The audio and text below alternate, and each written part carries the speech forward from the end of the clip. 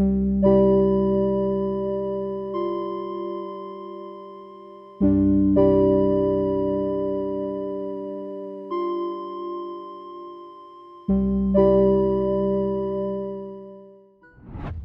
texto de Êxodo, capítulo 7, nós leremos do verso 14 ao verso de número 25.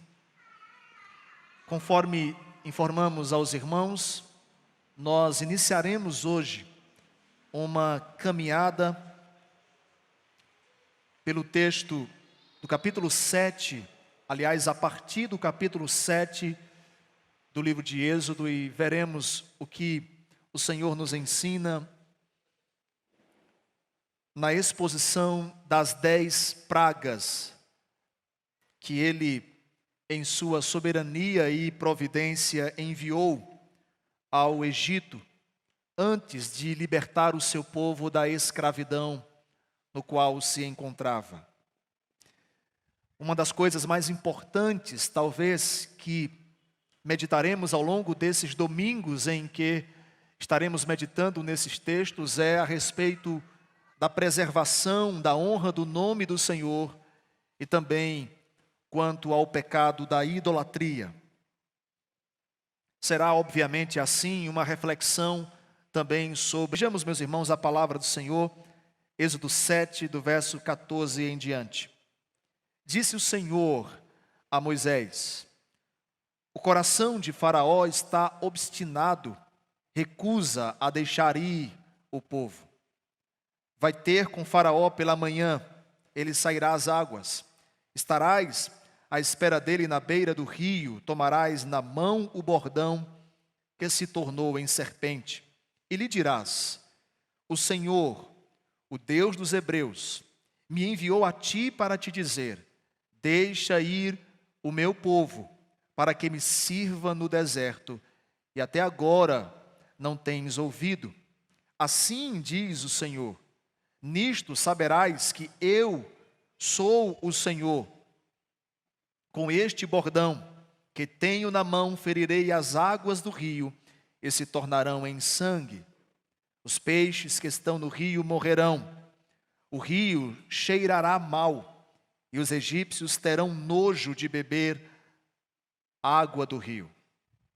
Disse mais o Senhor a Moisés: dize a Arão: toma o teu bordão e estende a mão sobre as águas do rio do Egito, sobre os seus rios, sobre os seus canais, sobre as suas lagoas, sobre todos os seus reservatórios, para que se tornem em sangue, para que haja sangue em toda a terra do Egito, tanto nos vasos de madeira como nos vasos de pedra.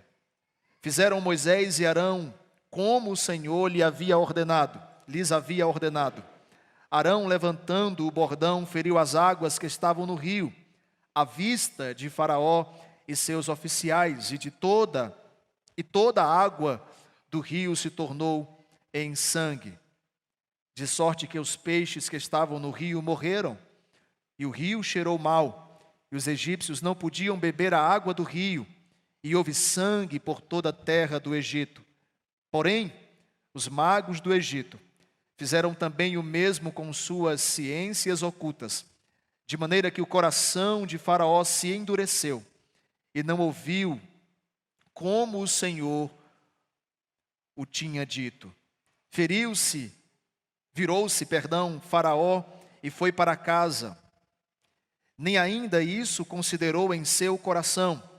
Todos os egípcios cavaram junto ao rio para encontrar água para beber, pois das águas do rio não podiam beber. Assim se passaram 7 dias, depois que o Senhor feriu o rio. Amém. Vamos ao Senhor em oração. Bendito Deus, nós dependemos do Senhor. Confiamos no Senhor, de que o Senhor nos abençoará por meio da Tua palavra mais uma vez. Concede-nos a alegria de encontrar nas primeiras linhas da Escritura o Evangelho já anunciado por meio dos Teus atos redentivos e em teus atos de juízo. Concede-nos também a alegria de ouvir com fidelidade a tua voz que ecoa nesse momento, tendo já nos aproximado do Senhor, com perdão dos nossos pecados, com cânticos de alegria, tendo apresentado ao Senhor as nossas demandas pela oração. Agora, Senhor, dá-nos o que há de mais precioso no culto, a porção da tua palavra e o Evangelho, mais uma vez, diante dos nossos olhos, que é a tua glória a ser vista na reunião do teu povo. Em nome de Cristo oramos. Amém. O texto que nós fizemos menção é de grande importância para o amadurecimento da nossa fé, para que compreendamos também os atos dos ímpios e por que nós, o povo de Deus, negamos veementemente qualquer ato de idolatria. Contudo, para que nós possamos entrar propriamente no texto, eu peço que, tendo sua Bíblia aberta ou o seu aplicativo disposto diante de você, você caminhe comigo por alguns textos, para que você entenda o porquê ou o contexto a partir do qual Deus ordenou as pragas no Egito para, em primeiro lugar, libertar o seu povo da escravidão. Mas não somente isso, para ferir os ídolos do Egito e exaltar o seu nome diante de todas as nações. Esse Deus, descrito pelo profeta Isaías, no capítulo 42, como sendo aquele que não dá a sua glória a homens, ergueu o seu nome diante dos ídolos do Egito. E a história que nós vamos ver nos próximos domingos haverá de nos revelar como o Senhor humilhou um a um dos ídolos que Faraó tinha diante de si, e que fazia inclusive de Faraó um homem cheio de presunção e soberba. Mas essa história começa bem lá atrás. No capítulo 46 do livro de Gênesis, é de onde eu gostaria de partir com você, quando o povo de Israel desce ao Egito em meio ao progresso que a terra do Egito experimentava sob a liderança de José. Perceba o que diz o capítulo 46 do livro de Gênesis e verso 26. Diz assim: todos os que vieram com Jacó para o Egito, que eram seus descendentes, foram as mulheres dos filhos de Jacó. Todos eram 66 pessoas. O que acontece nesse ponto da história é que José é posto como governador do Egito e traz a sua família para morar com ele. Eles, portanto, chegam no Egito com todas as honras que são devidas a quem é convidado de uma autoridade. A família de José chega ao Egito desfrutando dos benefícios de serem convidados de José, o homem que fez prosperar o Egito. Acontece então que o tempo passa, José então envelhece e vem a morrer. No capítulo 50 do livro de Gênesis você tem um trecho dessa narrativa. Capítulo 50, verso 22 e 24, dizem assim: José habitou no Egito, ele e a casa de seu pai, e viveu 110 anos. Verso 24, disse José aos seus irmãos: eu morro, porém certamente Deus vos visitará, e vos fará subir desta terra, para a terra que jurou a Abraão, a Isaque e a Jacó. Eu quero que você note algo importante aqui. Não restam dúvidas de que os familiares de José desfrutavam de uma boa vida no Egito. Mas aquela terra pagã e imersa em idolatria não era o lugar final que Deus havia prometido ao seu povo.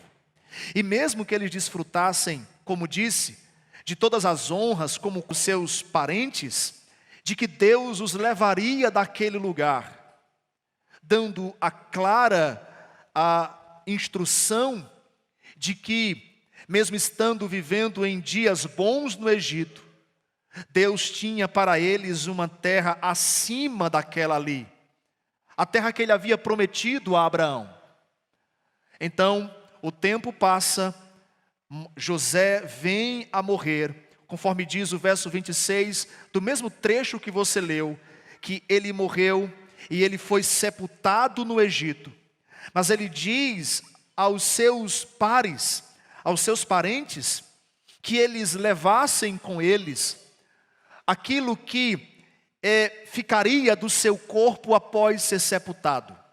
Eu quero que você agora transite comigo para o primeiro capítulo do livro de Êxodo. Após a morte de José, um novo líder assume o trono e este não conhecia ou não conheceu o Deus de José. E este que assumiu a liderança no Egito, temeu ao ver o crescimento do povo de Deus. Capítulo 1 e verso de número 7 nos aponta exatamente isso. Mas, capítulo 1 e verso 7 de Êxodo, mas os filhos de Israel foram fecundos e aumentaram muito, e se multiplicaram, e grandemente se fortaleceram, de maneira que a terra se encheu deles. Entre mentes se levantou um novo rei do Egito, que não conhecia Israel, são mais numerosos e mais fortes do que nós. O que você tem aqui claramente é uma mudança de cenário. Eles chegaram ali como sendo convidados do governador, desfrutando de todas as delícias dessa posição, contudo agora passaram a ser vistos como ameaça para aquela liderança que havia assumido. Ele então, de maneira sagaz e cruel, orienta aos seus subalternos que eles providenciem um meio de parar o crescimento da nação ou daquele povo, a família de José. Veja o verso 15 e o verso 16, apontam exatamente para essas informações. O rei do Egito ordenou as parteiras hebreias, das quais uma se chamava Sifrá e a outra Puá, dizendo: quando servirdes de parteiras às hebreias, examinai, se for filho, matai-o, mas se for filha, que viva. Observe então que agora há um planejamento de impedir que esse povo continue crescendo, e nesse crescimento haja a intenção de tomar as rédeas, ou de assumir, ou de requerer a memória de José e então viver e desfrutar de dias e situações favoráveis. O que acontece então é que este homem, que não conheceu a José, submete o povo de Israel, os hebreus aliás, à escravidão. O tempo então haverá de passar, e o que você tem no capítulo 3 de Êxodo é Deus contemplando o sofrimento do seu povo, dando ordem para que Moisés vá até o Egito e liberte o seu povo daquele lugar para tirá-los da escravidão. Capítulo 3 e verso 6 diz: disse mais: eu sou o Senhor Deus de teu pai, o Deus de Abraão, de Isaque e de Jacó. E Moisés escondeu o rosto para não olhar para Deus, temendo. Disse ainda o Senhor, verso 7, certamente vi a aflição do meu povo que está no Egito, e ouvi o seu clamor por causa dos seus opressores. Verso 8, por isso desci para livrá-los das mãos dos egípcios e para fazê-los subir daquela terra a uma terra boa e ampla, terra que emana leite e mel. Note então agora que Deus faz uma promessa ao seu povo de retirá-los daquela situação dolorosa na qual eles se encontravam e conduzi-los para o lugar que ele havia prometido. Ok, a palavra então diz que Moisés, vocacionado pelo Senhor, mesmo diante de algumas palavras relutando, ele obedece ao Senhor e vai ao Egito. E aqui eu peço que você veja o que acontece quando Moisés chega no Egito, ou volta ao Egito, e dá aos seus compatriotas as informações que Deus havia dado, quanto à libertação, quanto a eles serem livres daquele cativeiro. O que acontece com o povo? Veja capítulo 4 e verso 31. E o povo creu, e tendo ouvido que o Senhor havia visitado os filhos de Israel, e lhes em a sua mensagem então recebida pelo povo de Deus, eles compreendem que Deus havia enviado a eles um homem para libertá-los. Mas o que acontece então, no capítulo 5 é que diante de Faraó Moisés se encontra. Veja as palavras de Moisés, capítulo 5 e verso 1. Disse então Moisés a Faraó, Moisés e Arão a Faraó: assim diz o Senhor, Deus de Israel, deixa o meu povo ir, para que me celebre festa no deserto. Esse verso, ele é muito importante. É a primeira fala de Moisés diante de Faraó. E nessa primeira fala diante de Faraó, ele não somente trata da libertação do povo, mas também do propósito da libertação do povo. Para que eles serão libertos? Com que finalidade serão libertos? Qual é o intento do Senhor em libertar o seu povo daquela escravidão? Ele mesmo aponta qual o objetivo: para que me celebrem festa no deserto. Em outros textos que tratam dessas mesmas expressões, o que você verá é a expressão para que me sirva no deserto. É o mesmo termo hebraico para indicar uma única coisa: para que me adorem no deserto, para que cultuem no deserto. Aqui você tem, eu abro um parênteses para isso, a finalidade para a qual nós somos salvos: para cultuar ao Senhor, para adorar ao Senhor. Liberta o meu povo, ou deixa o meu povo ir, para que cultuem a mim no deserto. Nesse sentido, o nosso documento de fé, o catecismo, na primeira pergunta, ele é assertivo, e por que não dizer cirúrgico, quando diz que a finalidade das nossas vidas é viver para Deus e glorificá-lo. Exatamente isto. Mas aqui está um aspecto da adoração da vida ligado ao culto. O culto é precioso para nós por diversas razões, e uma delas é pelo fato de que nós fomos salvos para cultuar. Nós fomos libertos para reunidos cultuar ao Senhor. Mas o que é que acontece aqui? Faraó então não atende aquilo que o Senhor diz. E não atendendo aquilo que o Senhor diz, ele então volta-se contra o povo. No verso de número 3 do capítulo 5 você tem exatamente isso. No verso 6 em diante você tem aquilo que foi a ação de Faraó quando ouviu aos superintendentes do povo e aos seus capatazes. Veja qual foi a ordem, verso 9: agrave-se os serviços sobre esses homens, para que neles se apliquem e não deem ouvidos às palavras mentirosas. Percebam, Faraó, ao ouvir da boca de Moisés que o povo deveria ser liberto, ele agravou os serviços sobre o povo. ele aumentou as cargas da escravidão. Ele diz claramente, tanto para aqueles que trabalham na palha, como para aqueles que trabalham em outros serviços. Ao ouvir de que havia um Deus que libertaria o povo, Faraó, que se sentia Deus, ergueu-se contra o Deus criador dos céus e da terra, o Deus dos hebreus, e trouxe sobre o povo de Deus maiores sofrimentos.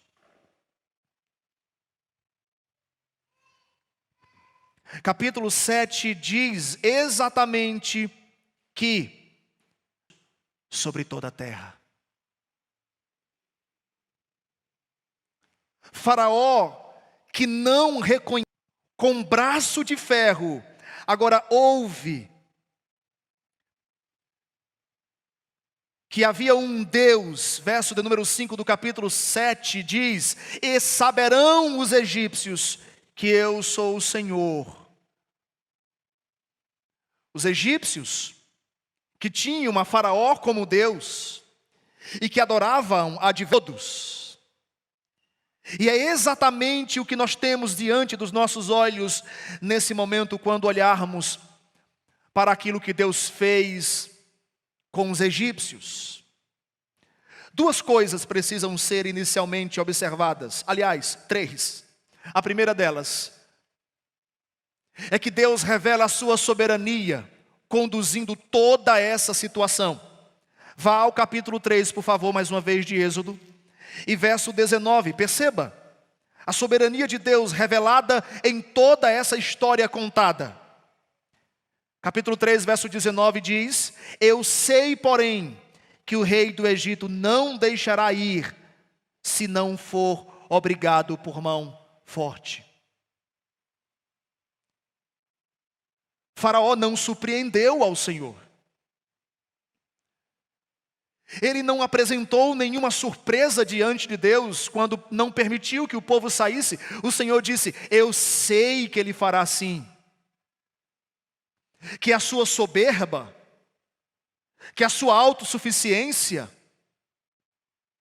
fará com que ele ache que pode erguer-se contra o Deus dos hebreus. Ele não aceitará, a menos que uma pesada mão venha sobre ele.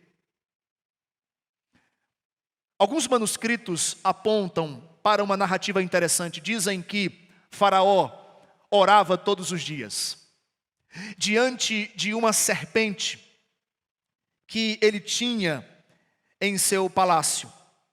Ele orava e dizia que assim como os homens temem a ti, temam a mim. Assim como há temor nos homens quando olham e quando se deparam com a serpente, que temam também a mim.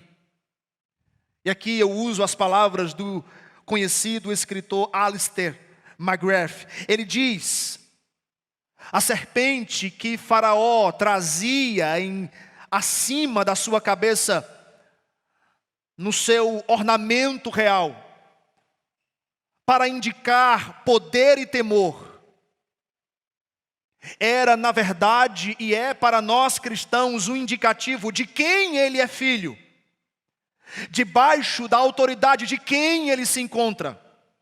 A serpente está acima da sua cabeça. Ele é de fato um discípulo da serpente, um discípulo de Satanás, que se ergue contra o único e verdadeiro Deus, e que sofrerá nas mãos desse verdadeiro Deus a sua ira justa, a ira de um Deus que não dá a sua glória a homens. Perceba então os atos de soberania do Senhor. Primeiro, capítulo 13, verso 19, você acabou de observar. Capítulo 5 e verso 2.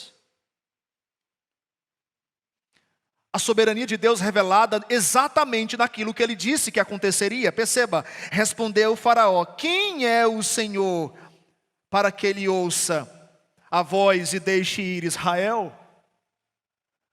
Perceba, ele se coloca como num ringue contra o Senhor, e diz: quem é Ele para que eu o escute? O que Deus disse, falando Ele não aceitará, se cumpriu. Agora veja o verso 3 do capítulo 7, por favor. Eu, porém, endurecerei o coração de Faraó, e multiplicarei na terra do Egito os meus sinais e as minhas maravilhas. A grande questão agora não é que Faraó irá rejeitar, libertar o povo, como se ele fosse autônomo em todos os sentidos. O Senhor diz: sou eu quem endurecerei o seu coração. Para lhe mostrar a minha glória, eu farei com que ele rejeite a instrução que lhe é dada. Verso 13 do capítulo 7. Todavia Faraó se endureceu e não ouviu o que o Senhor havia dito. Eu estou passando por esses textos para que você note a soberania de Deus. Ele disse: Ele não ouvirá. E quando os fatos acontecem, a promessa se cumpre. Faraó não atende. Ele faz exatamente como o Senhor diz. Verso 22, no finalzinho diz: o coração de Faraó se endureceu e não ouviu. Isso vai se repetir nos próximos textos. Deus manterá o coração de Faraó endurecido e revelará a sua glória e o seu poder. A segunda coisa que você precisa notar nesse texto é que essa praga foi uma praga terrível e muito dolorosa. Não restam dúvidas, meus irmãos, de que olhar o rio e ver as suas correntes transformadas em sangue era algo espantoso e amedrontador. E perceba que o que o texto diz, que não apenas os rios seriam transformados em sangue, mas até mesmo os reservatórios menores. Toda a água do Egito seria transformada em sangue. Toda ela, conforme está aí no verso 18 do capítulo 7. Aliás, o verso 19. Toda a água dos lagos, dos rios, e até mesmo, como diz o verso 19, dos vasos de barro e de madeira. Toda a água. Perceba, a água é um elemento, é uma prova da providência divina. Deus concede a água para a sobrevivência, e é algo de fácil acesso, e é vital para a sobrevivência. Ele então pune os egípcios, retirando essa possibilidade, fazendo com que a água seja transformada em sangue. Eles podiam olhar para o rio e ver as suas correntes como sangue. Algo igualmente aterrorizante é você pensar, por exemplo, nas consequências que aquela praga trouxe aos egípcios. Os peixes eram uma das principais fontes de alimento para eles. Agora, as águas transformadas em sangues levaram à morte dos peixes. O Senhor puniu os egípcios, interrompendo temporariamente uma das suas fontes mais excelentes para a sobrevivência. Ele trouxe de fato assolação àquele povo. A palavra ainda aponta para uma consequência de que o Egito era certamente um lugar agradável, bem cuidado. E como consequência daquela praga, o lugar era insuportável. O mau cheiro permeava aquele lugar. Terceira coisa que você precisa considerar. A primeira, quanto às pragas, é que foi uma praga terrível, terrivelmente dolorosa. As suas consequências foram terríveis. Mas a segunda coisa, quanto às pragas, e a terceira coisa, de modo geral, primeiro vimos sobre a soberania de Deus, depois que a praga era terrível e dolorosa, e agora que a praga era justa. Sim, a praga era justa. O Nilo era um dos ídolos dos egípcios. Eles cultuavam ao Nilo. Os egípcios celebravam ao Nilo, visto que ele era uma fonte de vida. Pelo Nilo, eles tinham um alimento que precisavam. Era uma espécie de Deus adorado por eles. Deus então revela-se superior ao Nilo. Ele se revelará superior a Faraó ao final. Mas antes de derrotar Faraó, ele derrota um dos seus ídolos mais adorados. O Nilo, de águas produtivas, fonte de renda e de alimento, agora para nada mais serve. O texto diz, no verso de número 24 do capítulo 7, que os egípcios cavavam junto ao Nilo, para ver se encontravam água para beber. O ídolo agora encontra-se desprezado. Deus puniu os egípcios, o pecado dos egípcios, humilhando um dos seus ídolos mais adorados. Agora perceba, uma breve aplicação. Deus faz isso conosco também. Deus, preservando a honra do seu nome, muitas vezes afasta de nós ou torna inútil e até mesmo torna uma fonte de tristeza aquilo que muitas vezes idolatramos. Objetos da nossa adoração ou pessoas às quais idolatramos. Ele então revela a falibilidade dessas pessoas. Você idolatra alguém até que esse alguém lhe decepcione. E você percebe como o objeto da sua adoração é falho. Ele transforma muitas vezes em açoite, isto diz Calvino, aquilo que nós fazemos competir com ele. O motivo de alegria, o Nilo, agora é motivo de tristeza. É preciso ainda considerar, meus irmãos, um segundo motivo pelo qual essa praga é justa. Primeiro, porque o Nilo era um ídolo que Deus humilhou. Era um ídolo adorado por ele. Segundo, é preciso considerar que essa praga é justa porque os egípcios haviam manchado as águas daquele rio com o sangue inocente dos filhos dos hebreus. E aqui, Deus pune eles pelo seu ato de impiedade com o seu povo. Volte ao capítulo 1 e verso 15 e 16.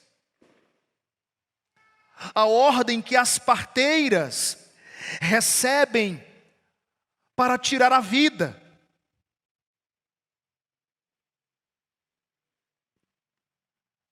A ordem que os emissários de Faraó recebem para matar os filhos daquelas mulheres que fazem parte da nação de Israel.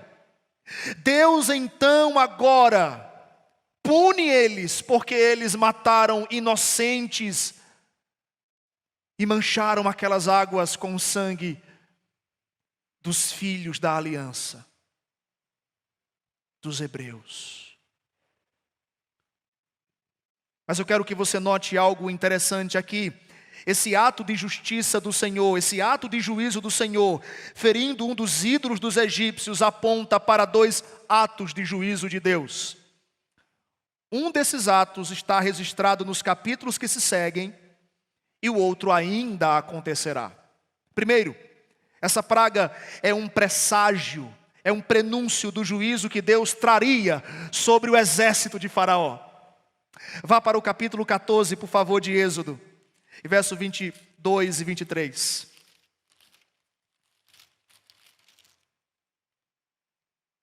Os filhos de Israel entraram pelo meio do mar em seco, e as águas foram qual muro à sua direita e à sua esquerda. Os egípcios, que os perseguiam, entraram atrás deles. Todos os cavalos de Faraó, os seus cavaleiros e os seus carros, até o meio do mar. Agora vá ao verso de número 26. Disse o Senhor a Moisés: estende a mão sobre o mar, para que as águas se voltem sobre os egípcios, sobre os seus carros e sobre os seus cavaleiros. Vá ao verso de número 28.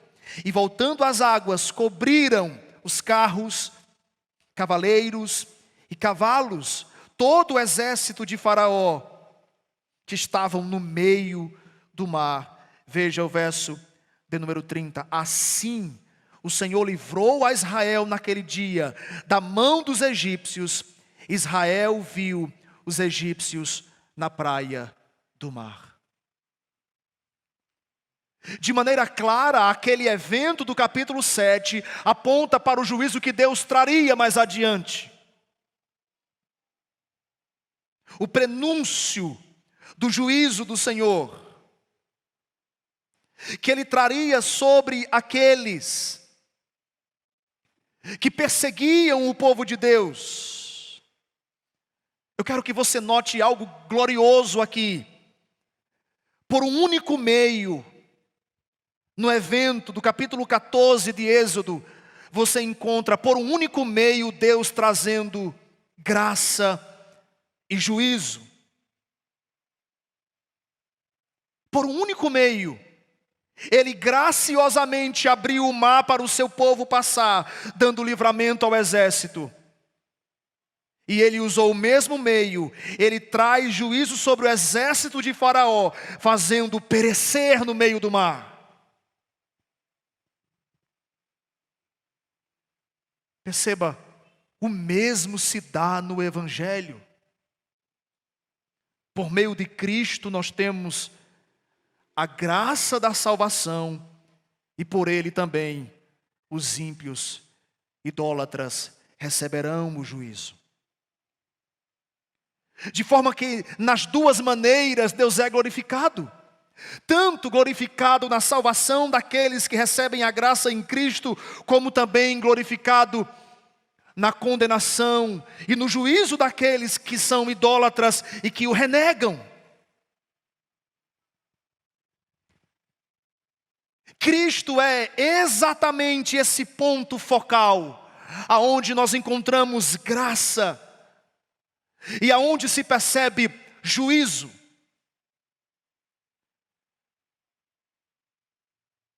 Ou nós temos a Cristo como Salvador, ou nós o teremos como juiz. Ou alguém crê em Cristo e é salvo, ou se encontrará diante do seu tribunal. Pelo mesmo meio, Deus traz graça e juízo. Cristo. Aquele por meio do qual nós recebemos a graça, aquele também por meio do qual o mundo será julgado por seus atos pecaminosos. Mas perceba, essa praga não somente é um prenúncio daquele evento que acontece aqui no capítulo 14, mas ela é também um prenúncio do juízo que Deus trará sobre todos os idólatras, indistintamente. Isso está claro em Apocalipse capítulo 3, capítulo 16 e verso 3 e 4. Claríssimo. Diz assim: derramou o segundo a sua taça no mar, e este se tornou em sangue como de morto. E morreu todo ser vivente que havia no mar. Derramou o terceiro sua taça nos rios, e as fontes das águas se tornaram em sangue. Perceba isso.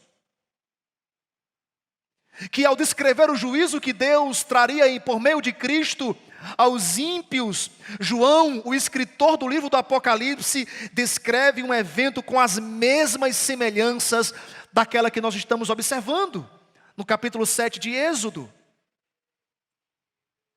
Perceba a perfeição da Escritura, revelada na sua unidade. Aquilo que Cristo fez no passado é um exemplo daquilo que Ele fará no futuro. Os atos redentivos de Deus são prenúncios daquilo que Ele haverá de fazer em toda a história da humanidade.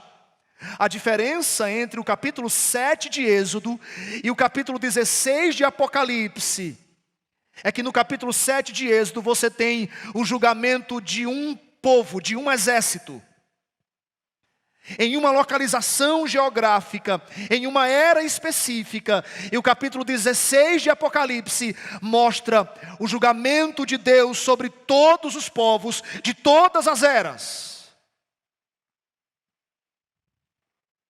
Claramente, meus irmãos, nós somos lembrados de que Deus trouxe sobre os egípcios o pesar que a idolatria semeia, a provação dolorosa. Perceba que aqui você encontra duas coisas, além das que nós já falamos. Primeiro, que Deus cumpre a sua palavra quando Ele diz que trará justiça. Segundo, que mesmo diante das catástrofes, alguns não crerão e não obedecerão ao Senhor. É exatamente isso que está aqui, exatamente em seu coração. Aqui está claro a soberania divina, a soberania de Deus e a responsabilidade humana. E nós precisamos compreender algo para nós concluirmos, fazendo um link com aquilo que vimos pela manhã. Pela manhã nós aprendemos que Deus nos traz aprovação para o nosso crescimento. E aqui, Deus traz a tribulação como juízo. Eu tomo aqui as palavras de um conhecido puritano, Thomas Watson. Ele diz: do que adianta um dia de alegria praticando pecados, quando se tem em vista uma eternidade de condenação. Nesse mesmo texto ele diz: mais vale a aflição de resistir ao pecado do que as consequências e a aflição das consequências de pecar. Quando nós resistimos ao pecado, nós sofremos, porque a nossa carne deseja tais coisas. Ele então diz: mais vale a aflição de resistir do que as aflições que virão com as consequências do pecado. Pela manhã nós vimos como Deus permite a aflição para nos fazer crescer. Como é glorioso passar pelas aflições com o Senhor, sendo o nosso Deus e mantenedor. O que nós temos agora à noite é como é doloroso passar pela aflição, tendo o Senhor como opositor.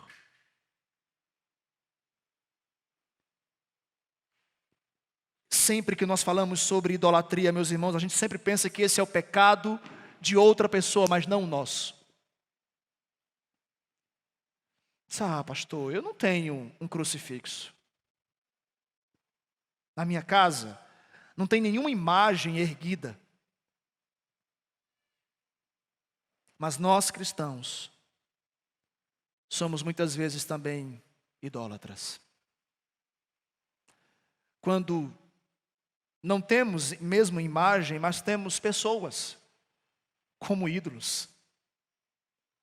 objetos como ídolos, práticas, vícios como ídolos. E eu quero dizer para você, não se engane, exigindo de você 10 minutos do dia. Mas daqui a alguns meses, será 1 hora, depois um dia inteiro, depois a vida inteira. Porque o ídolo sempre quer mais.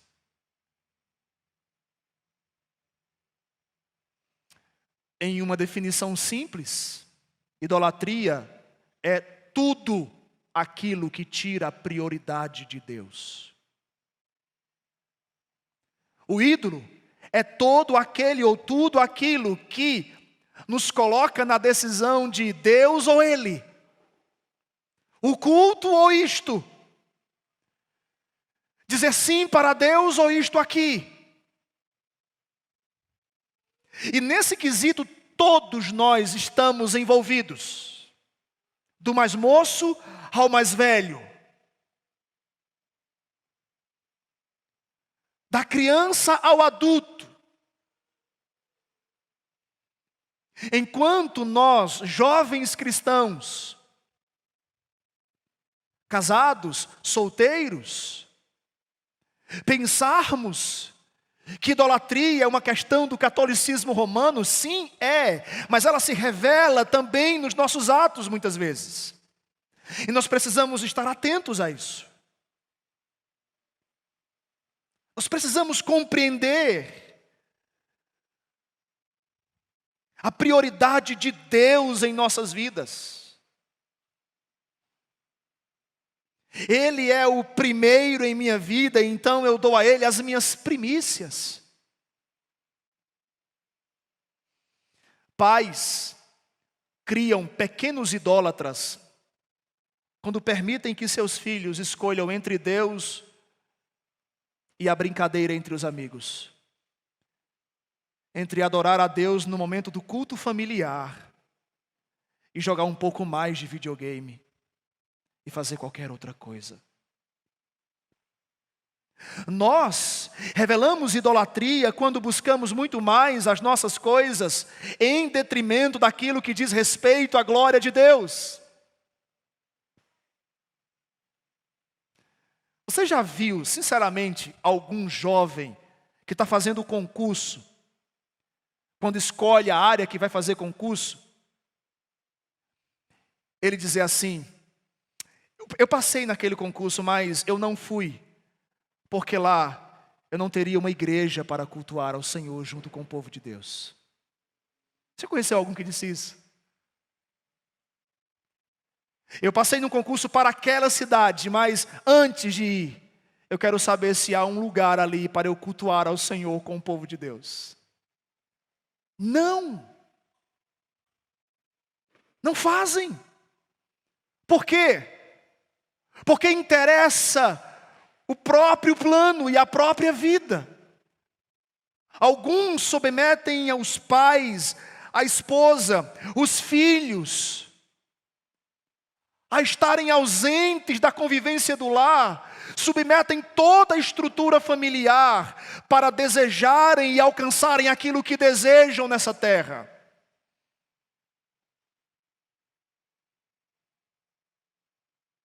E nós precisamos compreender, meus irmãos,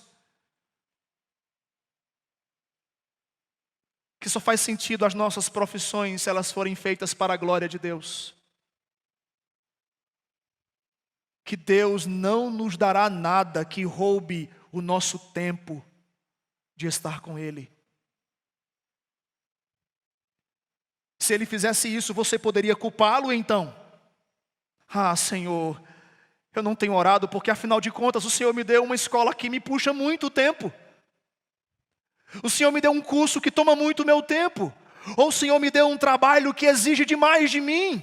A culpa é tua por não te buscar.